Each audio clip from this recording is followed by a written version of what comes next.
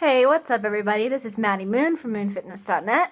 I have tried to record this video at least 3 times now. Each one is about 20 minutes long, and then it just cuts off like halfway, like right when I'm getting to the end, and then I can't figure out how to record the rest and put them together, so I've deleted all my videos off my phone, and hopefully this one will record all the way through. What I want to talk to you guys about today is where I am today versus where I was like several months ago. For those of you who have been following me for a while, you've probably noticed that my posts are changing, and that I have a podcast now, and I'm talking about certain things I might have not talked about before. And I kind of just want to explain how I got where I am and why I'm here, and the future of Moon Fitness, because it's not going to be the way it was like this past year. You know, it's a little bit different now. So let's rewind a little bit back to my competition last year, the one I did in November. It was rough. It was really hard on my body, physically, mentally, emotionally, socially. Everything was difficult. I mean, you've heard this before. You know that fitness competitions require a lot of sacrifices. And please keep in mind, this is my story. I'm not saying this is how it is for everyone. This is what happens every time you do a competition. I don't like bodybuilding, blah, blah, blah. No, that's not what I'm saying. I'm just explaining my story so that my followers know where I am today. When they come to my website, they know what to expect. So I had this competition last year, and I was just so excited to get back on stage, get my fitness body back, and like start looking really good, and get some photo shoots, and I was super excited about it. Early on in the gotta get these toys out of the way, or she'll be trying to play with them the whole time. Early in the competition, I already kind of knew that as I was going to start doing my health coaching, I didn't want to teach people exactly what I was doing. I knew that it wasn't really what true health is, but yet I still wanted to go in for it so I could get those photos and get on the stage. So I tried to be a really good representation of what fitness means. So I tried to really practice what I preach and live the healthy lifestyle. So once I started feeling energy depleted and just upset and self-conscious and all of these negative side effects of bodybuilding and competing, then a red flag was starting to wave, and I realized I was doing something.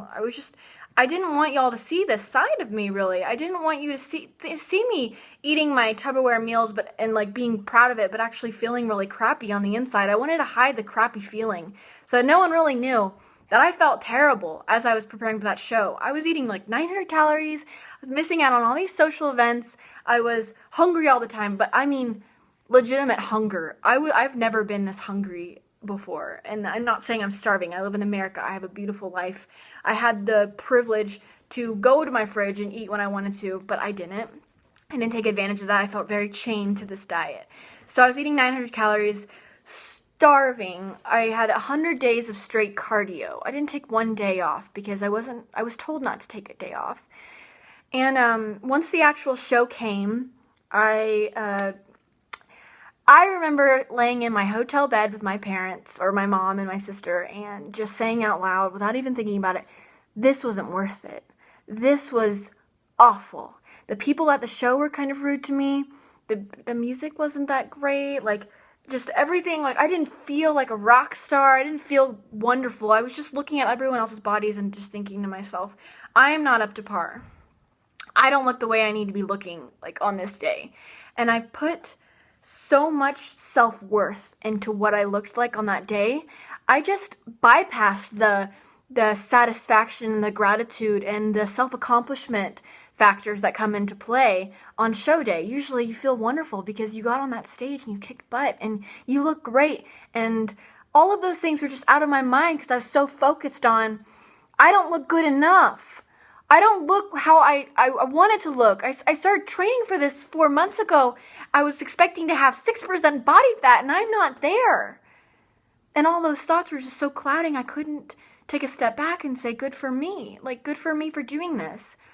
I had a photo shoot the next day planned, and I was so just conscious about what the carbs would do to me if I ate carbs that night that I didn't eat any. I was just so consumed with making sure that I didn't get bloated for that photo shoot that I couldn't even enjoy a nice evening meal with my family to celebrate the huge show that I did. And then they left the next morning. I went to my photo shoot. I really didn't even get a chance to pat myself on the back because I was just so consumed about how I was going to look that next day. And then even after that photo shoot, I continued to eat that 900 calorie diet because I was so scared what would happen when I introduced more carbohydrates or more fat. So I was eating a low fat diet, a low carbohydrate diet, and then a high protein diet, which, if in case you don't know, protein is like your body's last source of energy. It doesn't really want to use that as fuel. So that's kind of starvation when your body's last resort is protein. So that's what I was running off of. I was very tired. I was very stressed. I had a couple friends in the bodybuilding industry telling me, like, it's time to bump up your carbs. Like, you're in bulking phase now. And I was like, whoa, wait, no, I'm not. I'm in maintenance. I got to keep this body. I'm going to keep doing the 900 calorie things. And they're like, no, you probably should bump it up now. So I eventually did. It was because I came to terms myself that my mental health was going down the drain. I was feeling tired. I couldn't think clearly the way I need to think. My posts were filled with be healthy. On my blog, it's like, be healthy, feed yourself, feel good, love your body. But yet I'm so struggling with this myself. And that's what I hear. I want to talk to you about this today because I want you to know that you are not alone if this is how you feel. For those of you who eat healthy and compete, good for you. You found a way to eat healthy and compete. What are you doing? Sorry, my dog's eating some food over there. But that wasn't me. I couldn't find that way I couldn't find out how to eat healthy, eat 2,000 calories and still compete and lose body fat. Maybe that's not how my body works. Maybe I have to go the extra mile to lean out. Maybe I have to do more cardio than most people. Or maybe I just haven't found that way. I don't know if I really want to. I kind of think that our bodies as women are not necessarily meant to be that lean. But that's I don't want to get a whole bunch of comments saying, yes, you can get that lean, because I know you can. And I haven't found the way to do it the most healthiest way. In my past, I've done it the 900 calorie way and the 2 hours of cardio way. So I kind of had a little breakdown. Hold on 1 second. Come here. I don't want her eating while I'm trying to film this because it's distracting. So I kind of had a little breakdown where I was just like, I don't want to be living this way anymore. I want to fuel my body.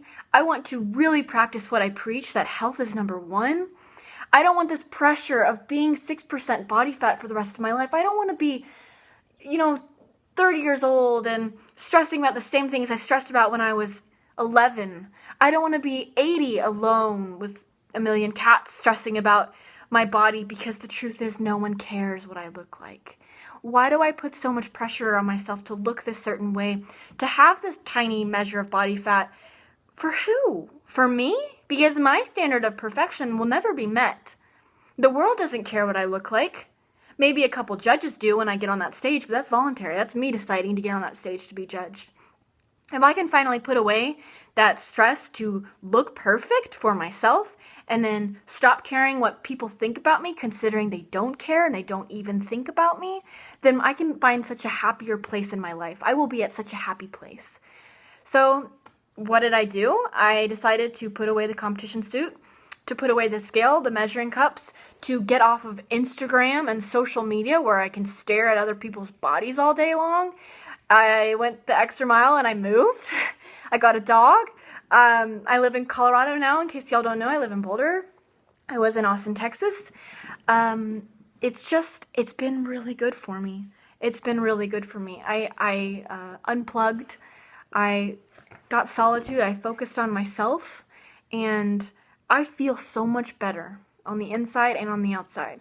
I have more body fat now than I did, but I'm also stronger. I feel better about myself. I'm oblivious to what people think about me. I really don't even care. And I'm not saying that I'm 100% there yet. Sorry, I messed up my hair. I'm not saying I'm 100% there yet. I'm not to where I don't even think about my body. I am not there whatsoever, but I am getting closer. I don't care. I don't put my self-worth into how much body fat I have, how good I look in a swimsuit. I don't care anymore. I don't care as much, at least. So where I am today versus where I was 7 months ago is completely different. I I want to teach people how to love themselves unconditionally, no matter what you look like, no matter if you have a competition ahead, and if you are one of those people out there who compete and weigh your food and hate it and don't enjoy every part of the process, then stop. Stop doing it. Take a break. Take a step back. Think about why you're doing that. What's the end goal? Where are you trying to get to? Are you trying to love yourself more? Because you think that once you look the way you want to look, that's when you'll love yourself more? Are you doing it for your mate? Because I highly doubt your mate cares. Really. Maybe, I don't know what it is, why we do this to ourselves, but we should stop. And I want to be part of that movement. I don't want to be part of the movement that says you need to lose weight. I want to be part of the movement saying do what makes you happy. If competing does not make you happy, stop competing. If it does make you happy, keep doing it. But if it doesn't make you the best you can possibly be, then get out of that. And come on over to my blog, because I'm going to try to tell you how to do that. So that's what you can expect from Moon Fitness now. I'm not going to be doing a whole bunch of competition posts. My podcast, Mind Body Musings, is going to be about the relationship between the body and the mind. Some episodes will be just about the body, a lot of them, and some will be just about the mind. How you can find that satisfaction. Which also leads me to my next thing, which I've just created this e-course that you can get online on my website, moonfitness.net. It's called Mind Body Satisfaction, Sacrifice Free. So if you want to learn how to have a wonderful mind-body relationship without making those sacrifices that so many people are telling you you need to make, like dieting and competing and overtraining and undersleeping and just living in stress, if you want to learn how to get out of that, sign up for this e-course. It's completely free. It's a lot of things that have been on my heart and on my mind lately that I want to share with you intimately. So go over to my website if you want to look into that. Thank you so much for watching this video, and I hope you all have a wonderful day.